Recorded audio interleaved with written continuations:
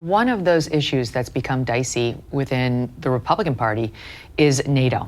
We've talked a lot about these other countries doing their fair share and doing the's part. And this is why NATO's become controversial, because there are many people who believe, what are we doing this for? It made sense right after World War II, but does it make sense today? And the United States tends to be the dominant player. The Europeans can support themselves. They don't need the United States to be the big babysitter of the world. And it creates more opportunities for us to get involved in foreign conflicts that we shouldn't be involved in. To that, you say what? Well, the president's position on NATO is the same every other president has had, and that is that our allies, many of our allies in NATO, do not do enough to provide for their own security. Every other president's made the same complaint. He's just actually been serious about it, and that's what he's pointing to. And look, it's interesting, and in fairness, Poland, Lithuania, Estonia, the closer you are to Russia, the more they're spending as a percentage of their GDP on national defense. But then you have countries like France, okay, or you have countries like Germany. These are big economies, powerful economies, and they don't spend as much on national security. Now, why? Because they rely on NATO. They say, well, we don't need to spend that much on... Yeah, we don't need to spend as much on defense because America has soldiers here, and if they get attacked, they'll be our national defense. So we can instead spend all that money on this enormous social safety net. When you ask those countries, why can't you spend more on national security, their argument is because it would require us to make cuts to welfare programs, to unemployment benefits, to being able to retire at 59 and all these other things. That's a choice they made. But we're subsidizing that. So I think if you were articulate the president's point on NATO is, number one, they need to do more. And I do think long term, there's a conversation to be had about whether the United States needs to be at the front end of securing the continent or as a backstop to securing the continent. And if you talk to countries on the eastern periphery, the ones closest to Russia, all of them are building the capability to be at the front end. The Poles, the Czechs, all of these different places. And if you move further west to the richest economies, Germany, France, Spain, they don't spend enough on national security. They're relying on us to be the front stop. And that's not an alliance, that's a dependence. And we don't want that. We want NATO. We want a NATO in which we have strong and capable allies. Finland's a very capable ally. They make weapons. They bring something to the table. We need more countries like that to behave in that manner in the alliance. And then it'll be a stronger alliance. And it'll be able to work cooperatively, not just in Europe, but in other challenges we face around the world. Hopefully even the Indo-Pacific potentially. Ukraine's another issue that's got the party divided. You've got a lot. I'm sticking within Republicans now because there's a whole other debate with the other side of the aisle, but who say, no, Putin's a bad actor, Russia's a growing threat, and we're doing the right thing by backing Ukraine. And I would say the majority of Republicans now are against that viewpoint and think we've spent too much. It's any place from 105 billion to 187 billion. And they've lost. We just have to be realistic about the fact that Ukraine has lost. It's not going to gain back any of this ground, and we need a negotiated settlement now before we keep throwing good money after bad, and we can't afford it. We've got Americans who are suffering now. I think that's the majority view, even on the Republican side now. It also happens to be the reality on the ground. First, let me say this.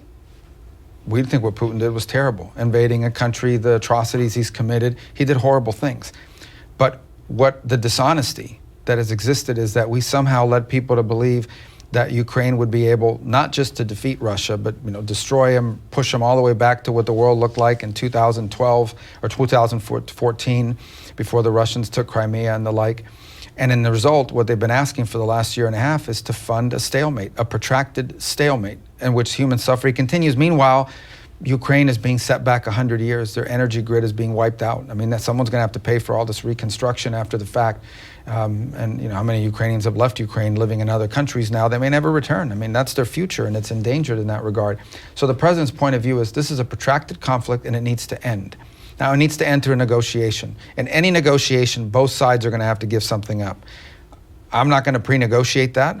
That's going to be the work of hard diplomacy, which is what we used to do in the world in the past, and we were realistic about it. But both sides in a negotiation have to give something. And that's going to take time. But at least we have a president that recognizes that our objective is this conflict needs to end, and it needs to end in a way that's enduring, because it's unsustainable. On all sides, it's ultimately unsustainable. For Russia's paying a big price for this in their own economy, their inflation rate and the like.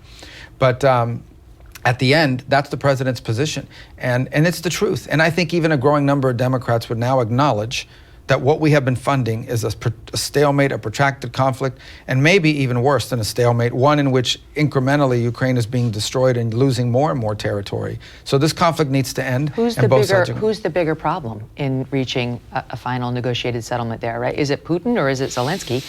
There's a report out that the Ukrainians are just banking on Putin digging his heels in and becoming annoying to President Trump on this because he won't give an inch. And they're hoping that President Trump will come back over closer to their worldview about Putin, about Russia, about this conflict. So who do you see as the bigger obstacle into getting a negotiated peace there? Well, I think there's the public and then there's the private, right? So in what you see portrayed publicly in conversations and what leaders say, a lot of it is speaking, they have domestic political considerations. Even Vladimir Putin, who controls media, still has to care about what public opinion is in Russia and his image and what, you know, what his entire personality is built around. Why do you think he does the shirtless pictures? He didn't do those anymore. I think it's been a while, you know. I asked him, why do you do it? When I interviewed him, and he said, I give the people what they want. Yeah, well, you know, the point is that he has got his own domestic considerations, and so does Zelensky, right? I mean, at the end of the day, he's got, if you imagine if you're a Ukrainian, the Russians have made you suffer so much, and now you're going to let them keep land. I mean, people would be upset about that in Ukraine, and you would understand it. And then there's the mature realities of life on this planet. And that's where this work is going to have to be defined. Both sides are paying a heavy price for this. Both sides have incentive for this conflict to end. Both sides are, it's not going to end with the maximalist goals of either side. And there's going to have to be a lot of hard work done. And I think only the United States, under the leadership of President Trump, can make that possible. But it won't be easy, and it'll take some time. But it's certainly something I know he's strongly committed to seeing happen. We continue to face uncertainty when it comes to the economy, with a perfect storm brewing as Social Security and Medicare hit a breaking point as the largest generation is hitting retirement. A smaller workforce means a smaller tax base. You pair that with our growing national debt and the rising cost of living, and we could have a very big problem on our hands. So what are you doing right now to protect your family for the future? Gold can be a very safe haven in very hard economic times, and Birch Gold makes it easy to diversify a portion of your savings into physical gold. Birch Gold will help you transition an existing IRA or 401k in whole or in part into an IRA in gold. And it won't cost you one penny, not one out of pocket. Protect your future today. Text MK to 989898 and get your free info kit on gold and a copy of The Ultimate Guide for Gold in the Trump Era with a foreword by Donald Trump Jr. There's no obligation, just information. Birch Gold has earned the trust of countless Americans looking to safeguard their savings. Text my initials, MK, to the number 989898 today. Thanks so much for watching. If you like what you just saw, hit the subscribe button for more clips and full episodes.